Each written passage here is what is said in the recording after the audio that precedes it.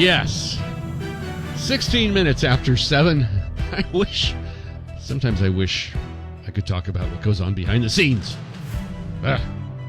Maybe on my podcast someday. A disabled vehicle on the American River Bridge right now. Traffic backed up into the downtown, and a crash westbound 80 just west of Madison Avenue. Traffic brought to you by our friends. Yes, we have friends.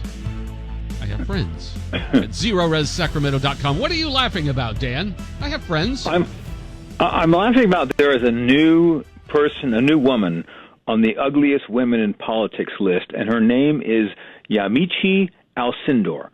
She is from NBC News, and they've tapped her to follow Donald Trump through his presidency. You look at this woman's picture, man, this woman is ugly. It's there for, she's ugly for a reason. She's a hardcore left-winger, and that's who they chose to follow Donald Trump. But she qualifies. You will lose your breakfast if you go to Fox News, and they've got a very unflattering. Well, I don't think there are any flattering pictures of this woman. But anyway, that's the one that will be tailgating President Trump for the next 4 years. Dan, you are so shallow. Yes, I am, and yes, thank you. I am proud of you. I can't thank you enough. And all of a sudden, my call-up prep board is not working. I don't understand what's going on here. Hubris. I'll have to go through my memory here. Oh, karma. Well, as you mentioned at the beginning of the show, that there is a recall effort that started, and this is on Newsweek magazine of all their websites. They're saying that the recall for Newsom could start this week, and Karen Bass, the mayor of Los Angeles, could start as early as next week. Now, I think Dan had mentioned this last week that how dangerous this woman is. I wasn't aware of her background. I saw a YouTube video last night. Man, she is a hardcore communist. She's been to Cuba a number of times. She's been a hardcore activist, but a leader in the activist movement. So she's been well trained, and now she's risen to the top. Well, as far as she's gone to Los Angeles. This, again, there may be a very silver lining with this fire. As much as people are suffering, the very real possibility of getting two very evil, and I mean evil, people out of office. Well, I think that we need to fast track the recall process this time. We need to get them out now. Is there a way? Do we have to go through getting all these petitions and all the signatures and stuff? I think, unfortunately, I think there has to be a process that's going to take some time. But, there's been, 2 recalls that Newsom has barely survived. I don't think he's going to survive this one because, again, this fire has revealed who they are, what their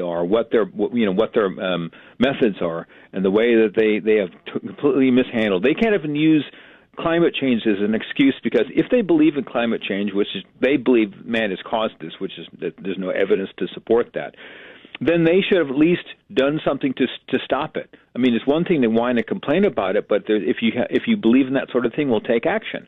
And the actions have already been noted regarding what works, regarding trimming back your forest, which they used to do 12 to 15 years ago. I forget what the year was, and having an ample water supply. That would have been a fair counter measure to climate change, which they never did. And Newsom boasting about knocking down four dams, and I don't know if he got rid of any reservoirs or whatever. This couldn't have exploded in his face any more prominently than it did. Yeah, and I think that's the end. There's no hope if this doesn't get him out of there.